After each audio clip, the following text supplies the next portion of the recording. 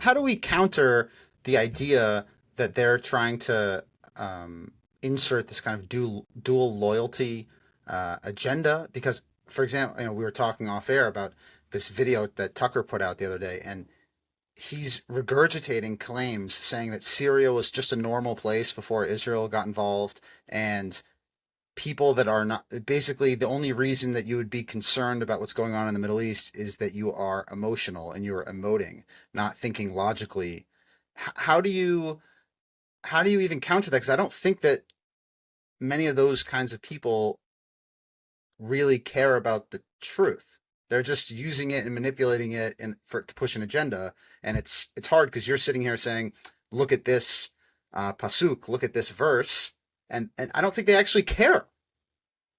No, you've identified properly a very real problem. So I'll give you an example. About a month and a half ago, I was at Princeton University for a Steamboat Institute debate against Dave Smith, who's like this libertarian comedian. He's vehemently anti-Israel. And the debate is on YouTube. The audience can go watch it if you want to there. I brought law, facts, logic, history to this debate, which is what I do. I try You to stick to prepared. that. Yeah.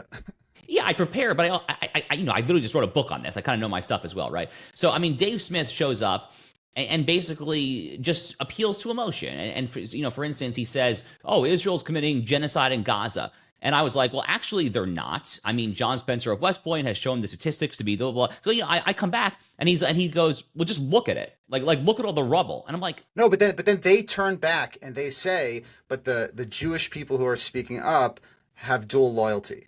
That's essentially what they're accusing of. So, like you said, they're actually using emotion and not actually concerned with the factual reality of what's going on.